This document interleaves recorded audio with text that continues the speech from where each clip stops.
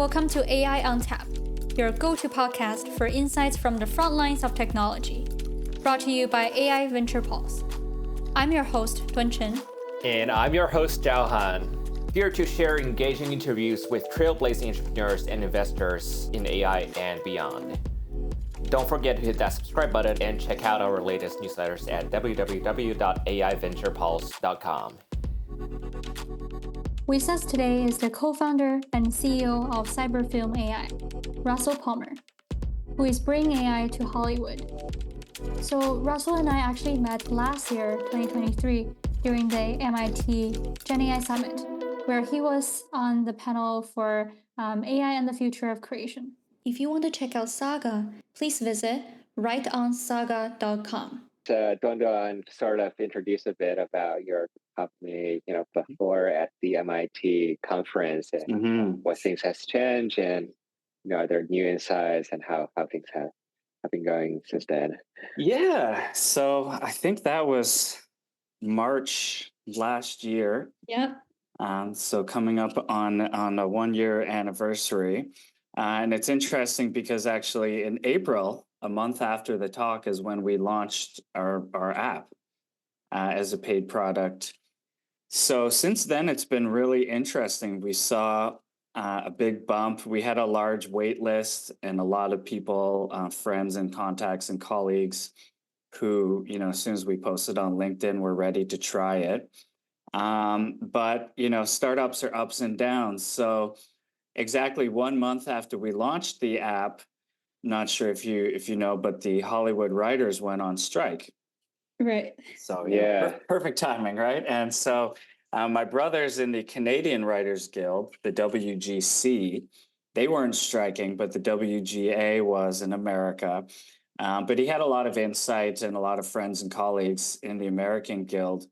And it started off as, streaming residuals and pay from Netflix and streamers was number one on the list. AI was right at the bottom. And then over time, the streamers were posting huge losses, billions of dollars. They were firing all their staff. Yeah. And here was the strike asking for more money. I think it just didn't look like a great story. And, these are storytellers, and AI turned into, the most, almost more important than the money. Right. So it became sort of a battle online. It made for a really difficult summer. It was harder to get sales calls and meet with people while the strike was going on because they didn't want to cross the picket line.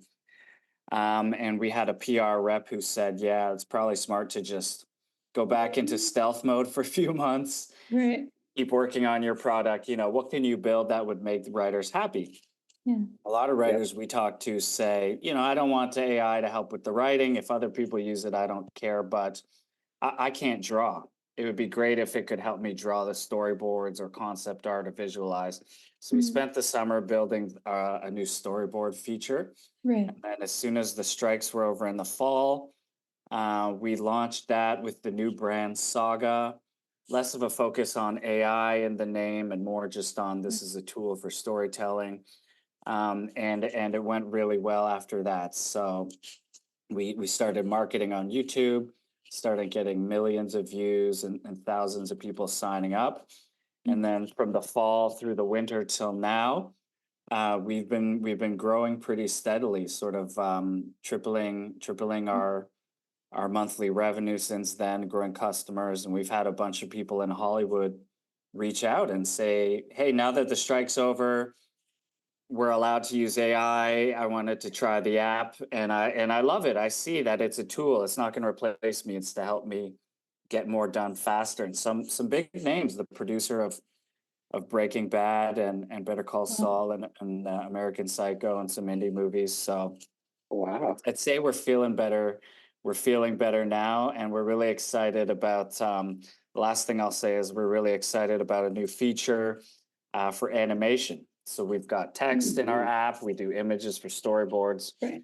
And now text to video, I think, is going to be the big thing in 2024. And so we've already added stable video diffusion. So any of your storyboards, you can say, animate and it'll show the car zooming through the frame or the camera zooming in on the character's eyes. So we're really excited this year to add previs and animatics and soon entire scenes of CGI with generative video. I saw that you guys are hiring more on the side of a text to video person to be in charge of more of a technical side. Yeah, do you see that as a potential competition with a lot of the text to video companies out there? I mean, my first thought is always to partner and collaborate. So, we met people who invested in, for example, Runway, who made Right. Q2, and the investors behind Pico Labs. And, we tried to communicate and get a meeting, and obviously they're really busy. And so, but the beauty of AI right now is that there's so many options. So, for example, Stability AI makes everything open source and also provides APIs. So we were able to pretty quickly integrate stable video diffusion into our app. And we were hearing that Dolly 4 will have video generation capabilities as well.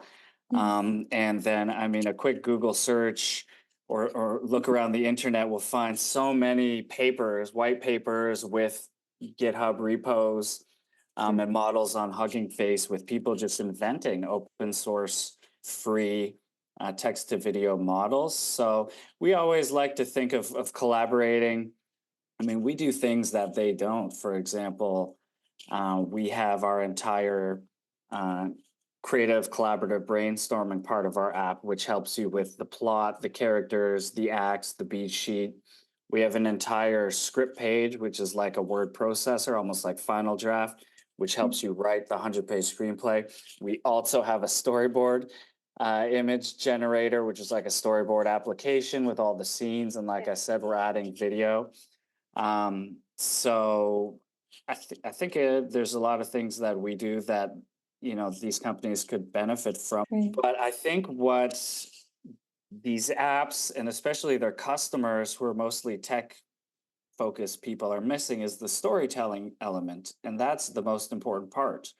And that's why it's great. My brother is my co-founder. He's a computer engineer that went back to film school and took creative writing and works on movie sets and read all the books.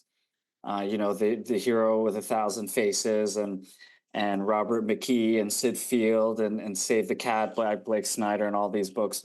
And so he's helped us integrate the most important part, which is the story arc and archetypes and architecture and the characters as well. And I think that's really what's going to set our app apart. Yeah. Last time you were in the MIT conference, you were saying that storytelling is actually pretty structured. Yeah, no, definitely. Just like 2 points on that. I mean, one thing that 2 points. One thing that machine learning is really best at is studying examples and then building its own structure in a neural network, so it can easily learn by itself our structure. But also something like ChatGPT, GPT-4 has, we know it's read and studied the entire internet, and there are Wikipedia pages on how to structure a screenplay. So it knows that, it knows how to master it. But like Picasso said, you learn the rules like a pro so you can break them like an artist. So Christopher Nolan, for example, one of my favorite filmmakers, the movie Memento. It's sort of a classic psychological thriller, but then he said, okay, but now what we're going to do is we're going to do it backwards. Yeah. Or Quentin Tarantino with Pulp Fiction. We're going to change the timeline around. So the great thing about it is either you or AI can, learn and reproduce the structure, especially if you're a student or someone who wasn't able to go to film school and you don't have time to read all those books. Our app will help you master that structure, but then it's up to you when you want to break out of it and do something new and original. And people say all the time about AI, all it can do is regurgitate existing human stuff. But I think I mentioned this at the MIT conference. I don't think that's true. Maybe today with ChatGPT, it has a lot of restrictions. But the example I always give is AlphaGo. And so people have played Go, humans, for 3,000 years. You'd think we'd have seen and learned every move possible. And we had the number one expert professional in the world, Lee Sedol, and all the experts watching the game. And then when it made move 37, I believe in the third game, everyone was baffled. And finally, this robot made a mistake. It's not perfect. Okay, Lee will win this game. And then they all started cluing in. This was such a creative move that it just fooled everybody and was clearly original. And all the experts agreed. It's probably no human has ever or would ever have made such a wild move.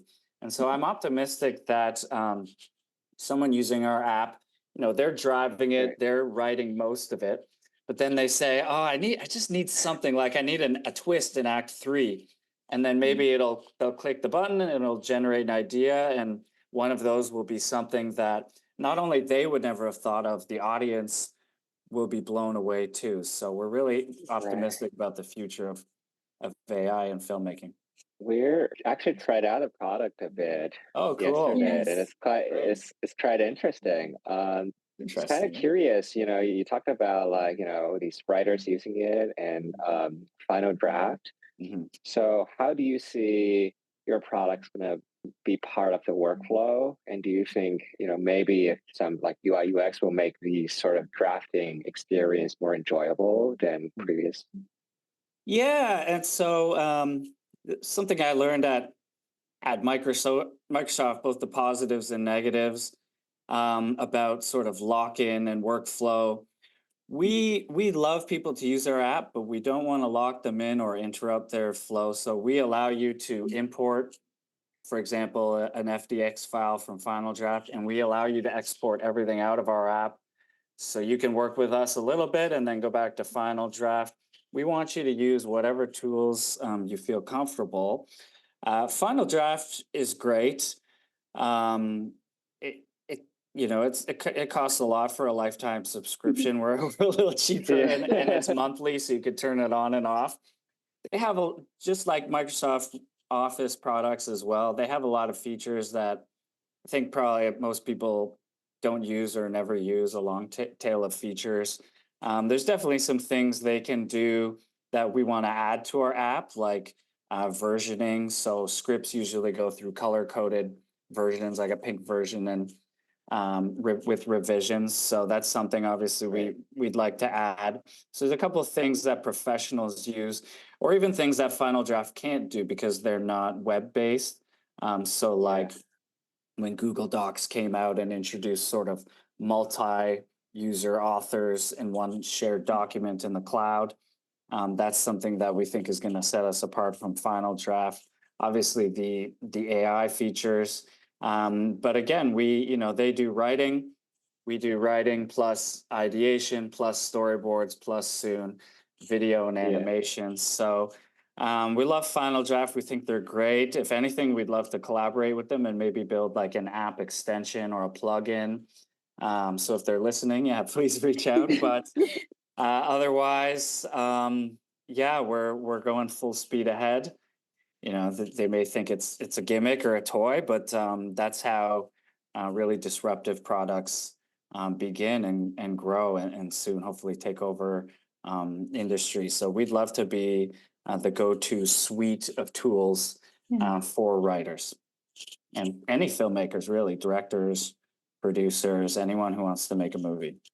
Yeah, so currently for the user base already signed up or already on the wait list, do you see more of a writer based or the executive producer base? Do you see like a trend of changes across this year? Yeah, I would say, and we don't know, we don't collect a lot of information about our users. So sometimes they reach out to us. Sometimes I'll send an email blast and a few people will respond back. Some people contact us. So from the ones I have talked to, it's pretty overwhelmingly people who want their dream job is to be a professional writer, a professional screenwriter, and make Hollywood movies. And so they want to start off and make their first indie film. Typically, they'll have a day job, either in some other industry, or even some people work in Hollywood, but they do stunt choreography or costume design or the props. And of course, if you work on a movie set your whole career, you're probably always thinking, oh, I could make a movie. I want to make a movie someday. So it's those people who they don't have time to go back to film school or might not get into USC or one of these great films. NYU, Tisch is a great school, but they're selective. Not everyone can get in. Not everyone can afford it. And so they use our app to speed up their writing on the evenings and weekends, and also to help them learn the structure and things they might not have in film school.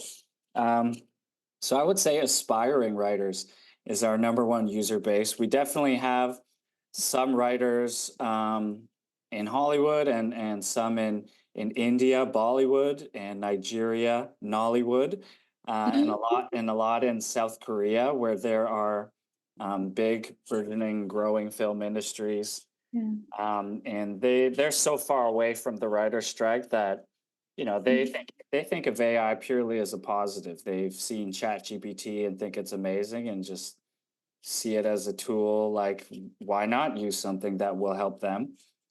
And then we have had a few executive producers and directors, but it's interesting. Part of what the strike was about was people were worried.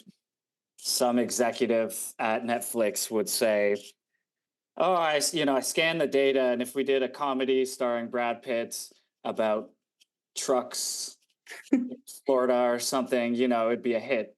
So I'm just going to type that in, and it'll pop out a 100-page script, and I'll fire my writing staff and just go make this script." But that's not the case. Not only is ChatGPT not good enough for it, it's very limited. It can't generate a 100-page script. Even people, if they were to use our app, it requires skill and time and effort to go from idea to a 100-page script. And as many times as you click the button to generate ideas and help from the AI, it's a half a scene at a time at most. And so you're constantly reading, editing, getting ideas, selecting. So by the time it's done, I mean, you basically have written a real script. It's just you probably did it 10 times faster, but you probably clicked as many keys on the keyboard as you would have, had you just written it in notepads. So while executive producers aren't totally using it yet, we definitely welcome them and think they're going to love it. And if anything, it will so Hollywood, they love slashies. And what that means is you're a writer slash director slash producer slash actor. And so we say, if you're an executive, now you're a screenwriter slash executive. So everybody should write a story. So that's a long answer, but it's I really actually know someone. Was like on a Zoom movie watching party with one of my professor at NYU, and there's someone who graduated maybe 10, 20 years ago working as a software engineer. And I was like, you're running your own company. Are you still in film business? Are you just doing this for hobby? He's like, no, I'm writing my screenplay on the side. I want to be a writer.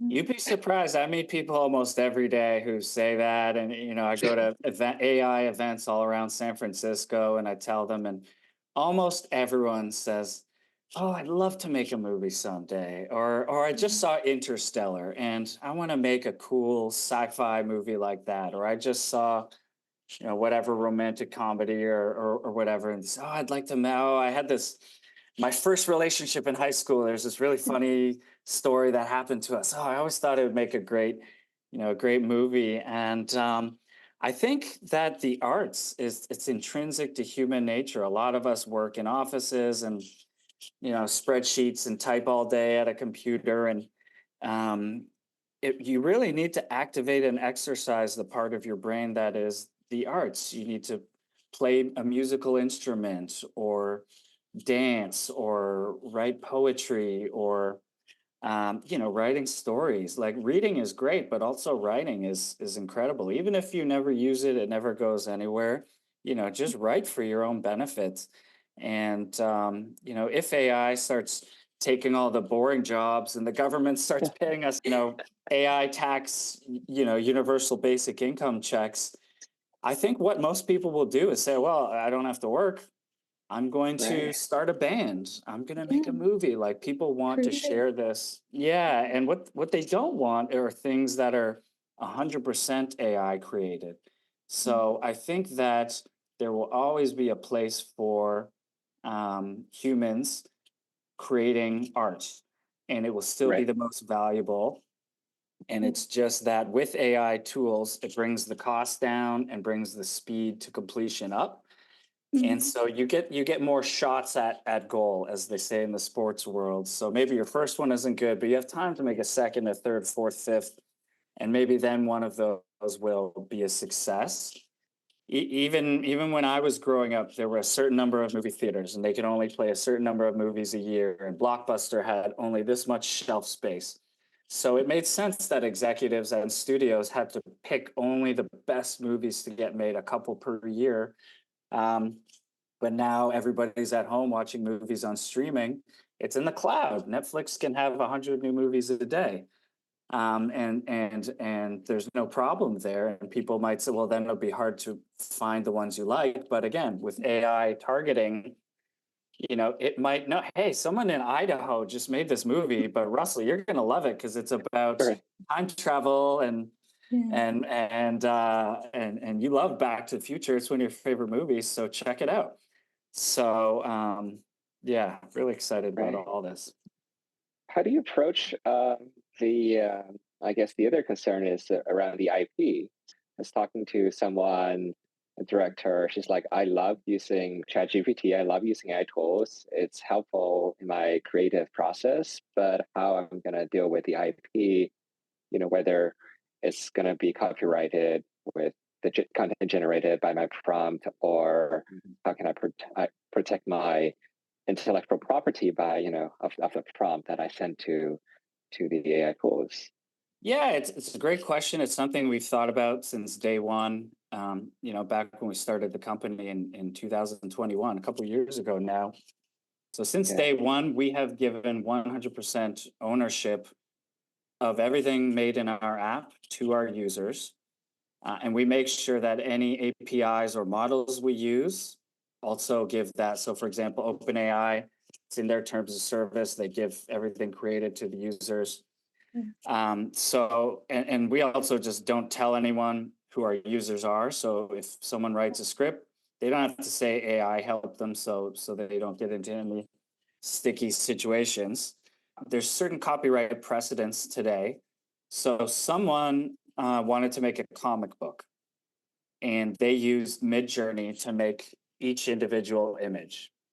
And each individual image was not able to be copyrighted. But because they put them all together and ordered it and then wrote some of the text and made like a 50-page comic book, that was able to be copyrighted because there's a certain threshold of, human work behind it. As I mentioned a moment ago about executive producers, our app only pops out half a scene at a time or one idea at a time.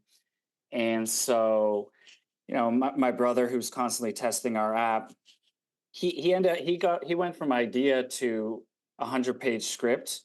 It took him about 10 days part-time in his evenings, and some on the weekend. But so that definitely, if that's the fastest you can go on our app to write a script, that clearly passes the threshold of you putting in work. So we firmly believe that anyone using our app to write a script, not only do we give it to them, it will be copyrightable, and that's already been proven in courts. If the laws change, that's another thing. And something we have seen too is that some studios right now, because they haven't seen enough laws and precedents in the courts, some are just saying if AI had anything to do with it, we won't touch it or make it or use it. And that's their decision. I mean, it's AI, it's a tool. Like if you're using Microsoft Word, you don't have to use spell check or word count. You can get out a dictionary or count the words yourself. No one's forcing anyone to use AI, but as far as copyright, we think people are very safe. Yeah, and we're happy to be at the forefront and ride the wave and the cutting edge, because part of it is actually we don't want to see other companies lead the way and do a bad job. So we've already seen examples of companies who, if you put something on the internet, it's fair use. People can download it and use it. Copyright laws still apply. But copyright means you have some right to copy it and use it. And so these AI companies, they're claiming fair use, and that seems to be where court decisions are going.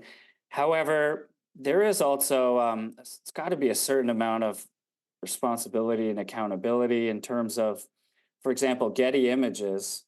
They have to put their pictures online to be able to sell them, but their business is to sell them. So they put a watermark on, which is a pretty clear designation saying, don't use this without paying me. And so in that case, it's possible to take them. But as soon as the image generator started pumping out images with the fake watermark, that should have been a bit of a wake-up call to companies like, this doesn't seem right. Maybe we should take these images out of the data set. And so I think that there's, what we can get away with and what the law will allow, but also we want to be a company that's an artist-friendly AI company. We don't want to anger artists. Our co-founder and my brother Andrew is an artist. We don't want to hurt or replace filmmakers. We want to help people like them grow. And so I think part of that is going to be, the companies that are leading the way need to start having more empathy for artists whose work was put into their training data sets, and seeing and thinking about how can we help them? How can we maybe compensate the people whose images are in our data set, or give them a way to opt out, or perhaps start again with an opt-in data set. And for example, training an LLM. It's fine to use Wikipedia. It's fine to use things in the public domain like Alice in Wonderland. But, maybe don't take the movies made last year or the last, movies that are still out and people are selling them, and then the writers are still alive. Maybe don't include them, those copyrighted works, unless you get permission. So one thing I love about OpenAI, they went and purchased all of the Getty images. So they got a license and they paid for them all. And so all of those people made more money than they would have without AI. So I think there's a certain direction we need to go. Amazing. So we're from a younger generation of filmmakers. With regards to your go-to-market strategy, do you think maybe schools are going to be the next target? And if so, are you trying to roll out some programs with students or professors to include in their curriculum? Definitely, yeah, totally agree. It's interesting. Sometimes people will take calls with them or them with us, and they'll say, I've been in Hollywood for 50 years. And made my millions, and I'm up in my Beverly Hills mansion. I took this meeting just to tell you, I hate AI, and everybody who writes, do it the pure way. And sometimes I think, okay, we'll probably never get them, but they already have success. They know a tried and true way. It's possible they won't ever be our customers, and that's fine. We don't want to require anyone to use AI. We definitely think that the next generation, Gen Z and Gen Alpha, they've been using ChatGPT since the day it came out. It helps them write their resume and cover letter and just everything, research for school papers. It's almost silly to them to not use a tool that helps that much and is such a breakthrough when everybody they know is using it. So definitely we think that the next generation, the younger filmmakers, will make up a big part of our customers. The film schools definitely, but actually, most people can't go to a great film school. And so we think they're going to be a big target demographic for us. But for film schools, it's a great point. We love film schools. In fact, one of our users is Stu Lyons. He was the producer for Breaking Bad and Better Call Saul and Everybody Loves Raymond back in the day. And he teaches a film school in LA with through DePaul University with Tim Peternell, who worked on American Psycho and other indie films, Buffalo 66. So they're actually using our, we gave a free subscription to all their students, and they're using the tool in their creative storytelling class in LA for filmmakers. And they say it's great because, the classic way is go watch Citizen Kane or Chinatown and write a paper deconstructing it, and it's hard, it's boring. You're kind of writing while you're watching and pausing, and you don't really remember it, and it's not a great way to learn. But what they say is, if you say, okay, everybody in the class, pick a movie idea you have in your head, and all these students have at least 10 ideas. They're so excited to make them, right? And type it in this app, and then follow the steps in the pages in the app, and it will guide you through what you need to know. Some things you'll read the description and the tooltip, and you'll say, oh, I know, perfect. This is the backstory, the ghost, what's chasing them from their past. But then they'll say, okay, I don't get it. Every character has a need and a want. What's the difference? They'll generate ideas. They'll say, oh, based on, your character and their ghosts, here's 10 ideas for the need or the want. And oh, I get it. Yeah. And then that way they're learning, but it's easier to remember because it's your idea. And you'll say, oh yeah, I know that every character, there's some lie they believe, which makes them want something, but they really need something. And then by act 3, they need to sort of figure it out to overcome the problem of the movie and the antagonist. And so, oh yeah, I remember because my hero in my movie had that. So it's great. We've had people from USC School of Cinematic Arts reach out, some of their Masters of Fine Arts filmmaking students who are actually writing their term paper on generative AI in Hollywood. So a lot of them have read my blog and reached out and used the app. And so we're hoping to hear back from their professor to maybe use it, maybe not throughout the whole semester, but maybe one day. Just a one day on generative AI, they can check our app. So if any of your readers are film school students or professors, definitely reach out to me. And hopefully the next generation of filmmakers will come up using tools like this. But ours is a little better than ChatGPT. So if you're already using ChatGPT, switch over to Saga, because ChatGPT, it's a little cliche. The problem with it is, it doesn't have one opinionated structure. ChatGPT has read all the same books we have, but it's borrowing from different structures that don't necessarily all sync up. And that's why it feels a little off, sometimes a little cliche. So we've fine-tuned and done a lot of prompt engineering through the API to make it a little better. Plus, ChatGPT won't let you make an R-rated movie or anything with violence, but because we use the API, we're allowed to. So yeah, you can make a real movie. I was watching a YouTube video. I think there was a lady who created a sequel for Legally Blonde.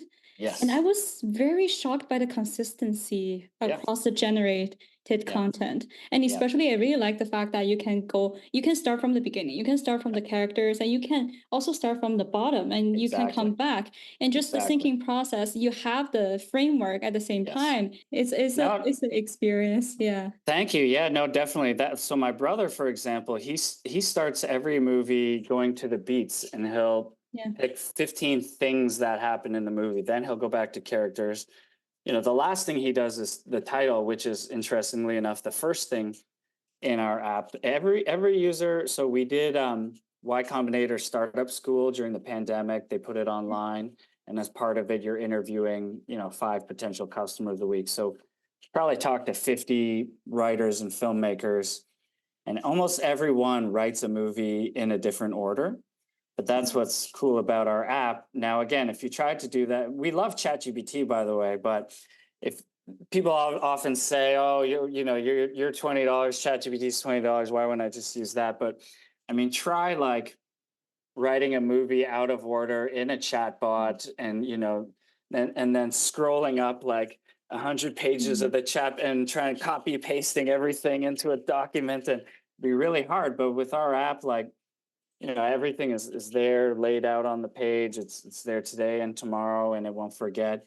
And every time you hit the generate button, we package up everything else around it and send it and say, okay, for this movie, with these pages of script and all these characters, whatever you've done so far, what's the midpoint beat? What's the perfect midpoint beat for this movie? So it doesn't just work in order left to right or top to bottom. It's always for every generation examining everything. So it is a little more consistent, a little less cliche. People say it's better. It gives better ideas than your amateur, filmmaker, someone you'd meet at a coffee shop. It's not as good as Aaron Sorkin or the top humans doing it, but you were never going to meet them anyways or ask them for an idea. So it's better than where most people could get their ideas. The other option is a lot of people in Hollywood, they'll write a first version and then they'll hire someone called a script doctor, who's just a contractor who's just not working on any particular show or movie right now, and they'll read your script and give notes, or they'll hire a ghostwriter. But that's like $10,000. And so when you compare that to like $20 a month for unlimited ideas and generations, as you probably saw on the script page, you can select a scene or a line and say rewrite this and give it notes. Like this needs to be a bit shorter and a bit funnier, and you can generate over and over and over till it nails it. So it's better structured, and a little cheaper and faster. So what would you be doing if you're not doing this?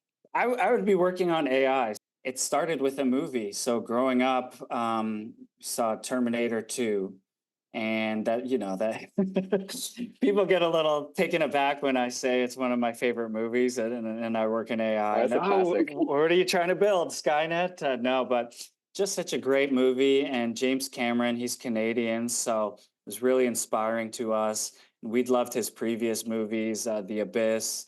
I believe he worked on Aliens as well and some other movies. So, and then Titanic. Through seeing this movie, I got into science fiction and read a bunch of books like The Foundation and Dune, which incorporate artificial intelligence. And, I'm growing up in the 90s, and tech is just getting better, Moore's Law. And I just had this feeling that AI is going to come soon. And actually, my parents will tell you at high school graduation, when you get your diploma on stage, they ask you, what do you want to do when you grow up? And I said, I want to work on, one of the first artificial intelligences.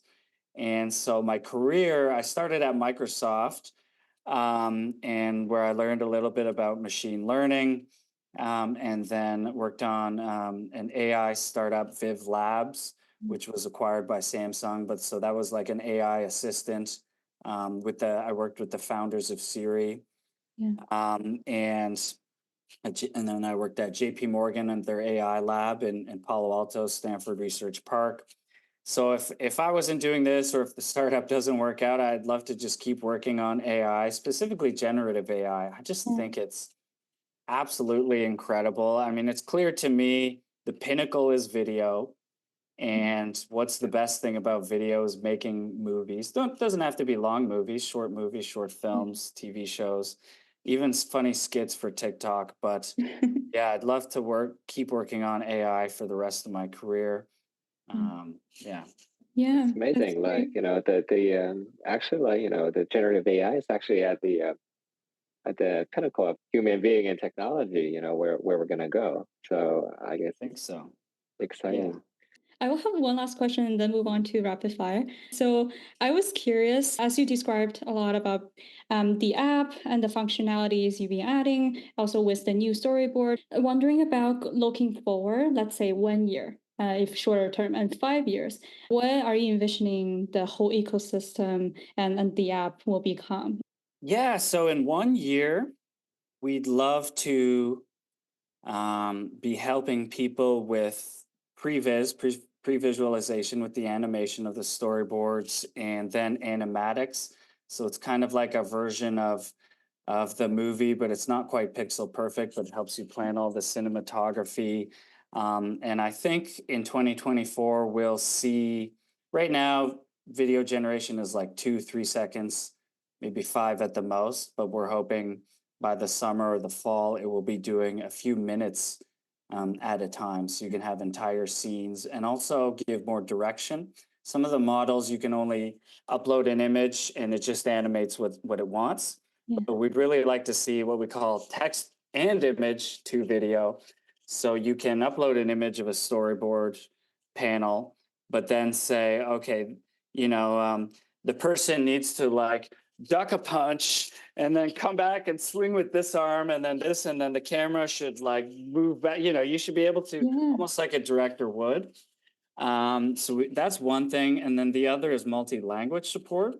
So right now, it's interesting. GPT, we use their API. It can understand almost any language. So some of our users will actually type in, a lot of users in Brazil will type in Portuguese, or people in India in different languages. But all the output is still in English. They say it's a great feature because English is not their first language. So their sentence isn't perfect and it helps rewrite it. But we'd love it if the app could output in, let's say, the top 40 languages in the world, and then people can be writing scripts and using them in those languages because, again, Nigeria, India, South Korea, parts of Western Europe just have huge filmmaking industries already, and there's some up and coming ones like in Brazil. So multi-language support is something we'd like to add this year as well. In 5 years, definitely the goal is, photorealistic synthetic video with full control and any length and, perfect deep fake and translation audio fake so that you can do absolutely anything you want.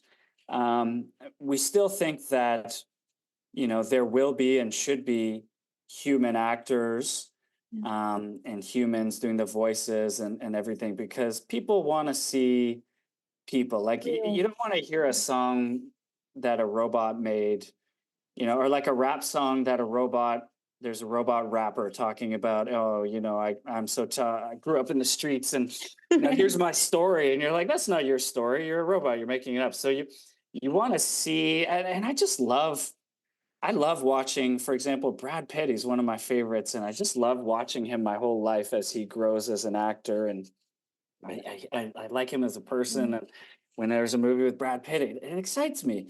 So I don't think that human actors would ever get replaced. But when I say, deep fakes integrated in, what I mean is,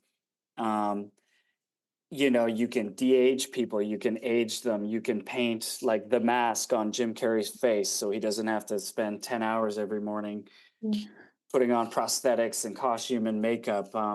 You can change people's voices. You can translate your movie to every language in the world and have it look like the characters are speaking those languages. So that's what I mean by perfect deepfakes, like taking the actor's performance and then doing whatever you need to with their permission on top.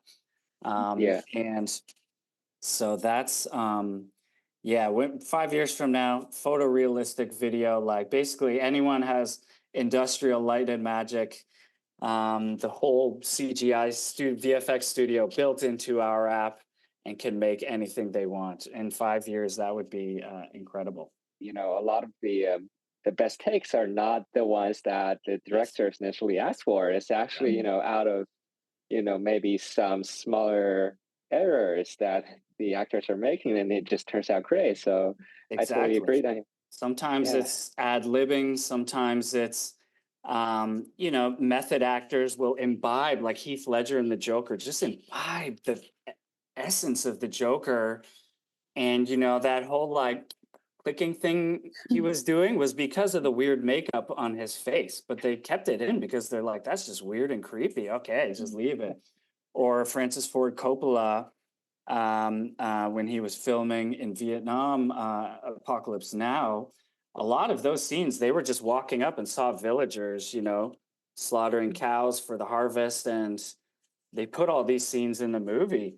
The scene with the boats and the tribe with the all white paint coming by, that was literally just a tribe going by them. So we think as great as virtual production is, we don't ever want to lose the human element or getting people together and going out on set and being in a place. But sometimes you can't do it, you can't afford it. So when you can't, that's when the visual effects can kick in.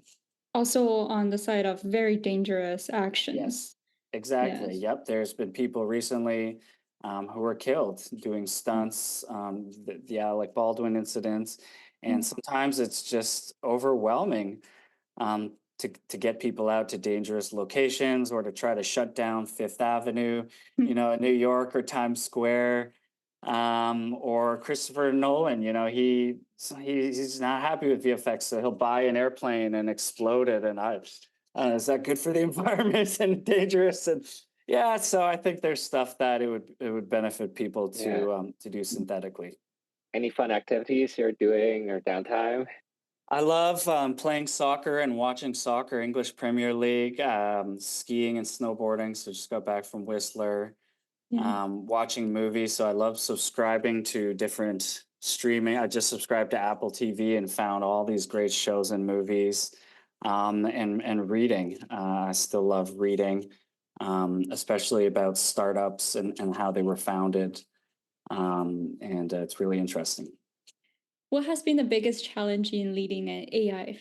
Well, we bootstrapped the company and built the prototype, and then we needed to bring on developers. We got a lot of interest. People love the idea and the mission, and so many people want to work at the intersection of AI and movies. But AI talent is in demand, and it's scarce because a lot of this stuff is new.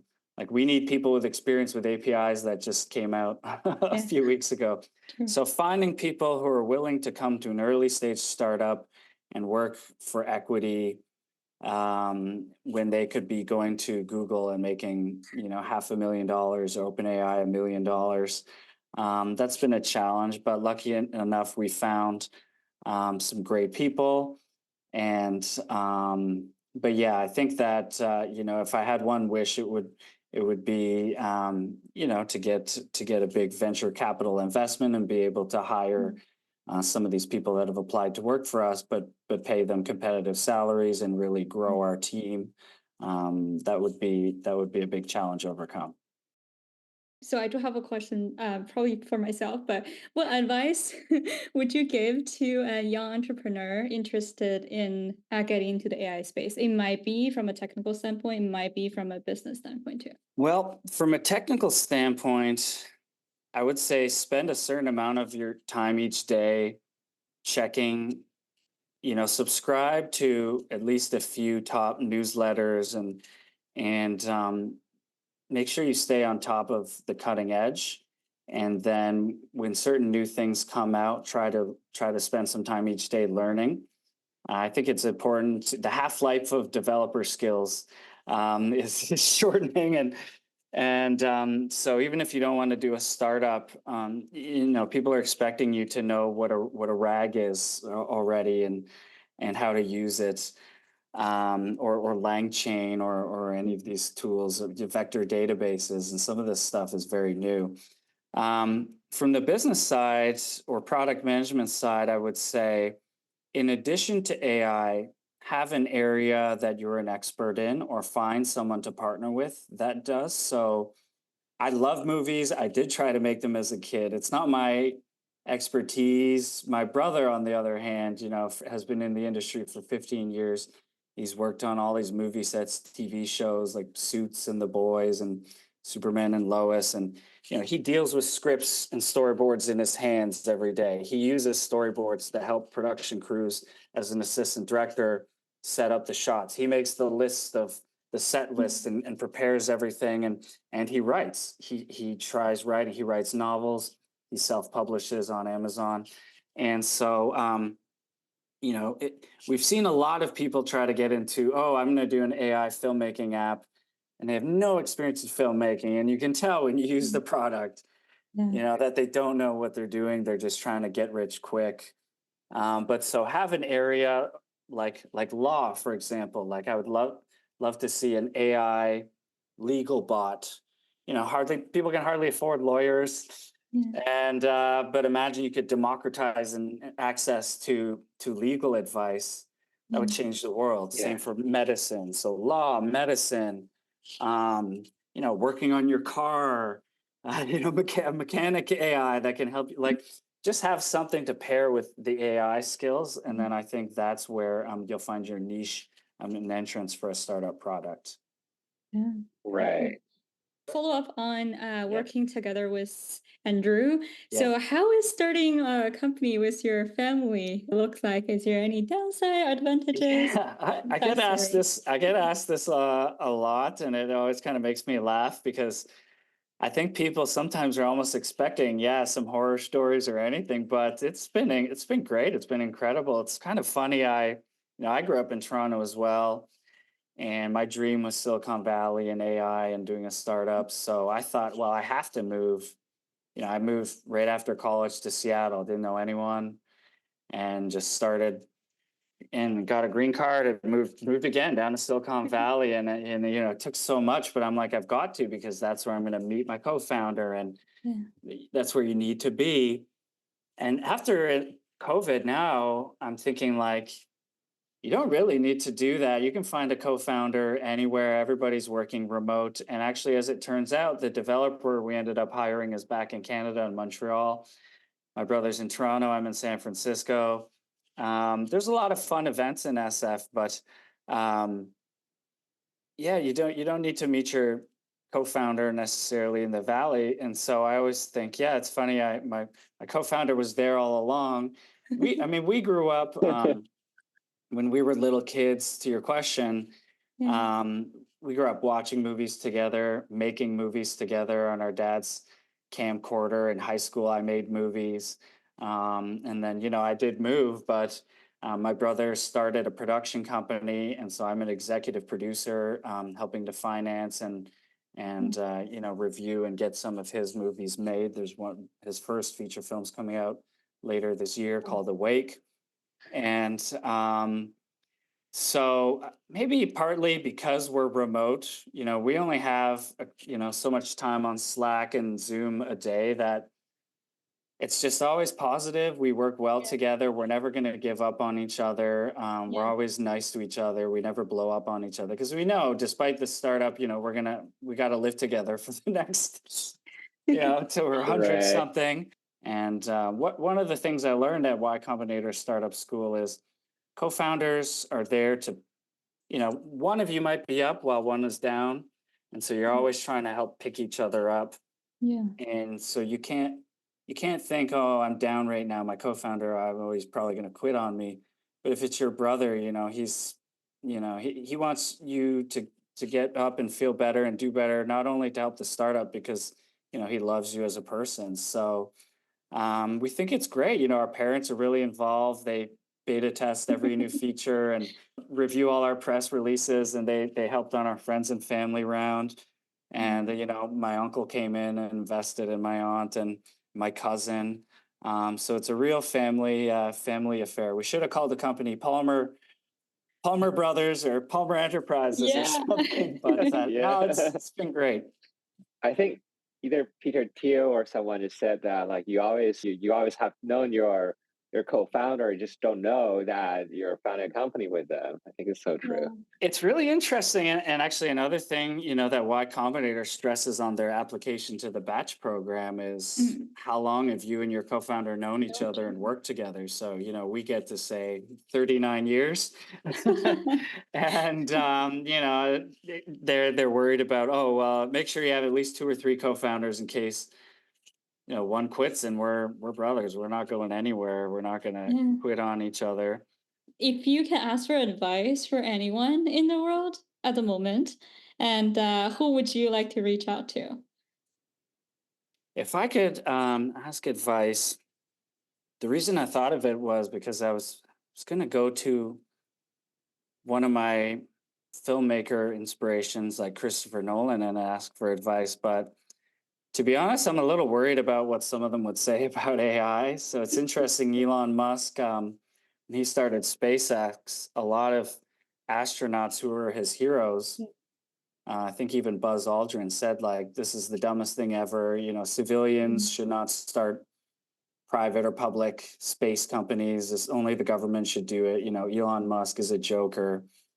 And I think it really hurt him. I saw it in an interview once. So it's funny, they say don't meet your heroes. I'd be worried what Ridley Scott or Christopher Nolan or Francis Ford Coppola would say about my startup in AI. So maybe I will ask Elon for advice. I'd ask him tips on, working on 3 different companies. And, is that something you advise for other people? Do you think it makes you better because you have to focus your time because, you only have a third of your time for each? What advantages does it bring? Why do you think that we don't see almost any other entrepreneurs or CEOs on the planet doing that? Is it just you because you're special, or is it something that you'd recommend? Now, disclaimer, I'm only working on this startup. I only plan to work on it right now. I don't want to get distracted, but I think the whole world would want to learn and know more about that. Maybe I'll ask him on X. Thank you so much for your time, Thank Russell. you. Thank you. Extremely. So that's all the content from our interview with Russell Palmer from CyberFilm AI. This podcast is for informational purposes only and is not intended as financial or investment advice. We do not guarantee the accuracy, completeness, or timeliness of the information presented. This podcast is not an offer or solicitation for the purchase or sale of any financial instrument. Thank you for subscribing and see you guys soon.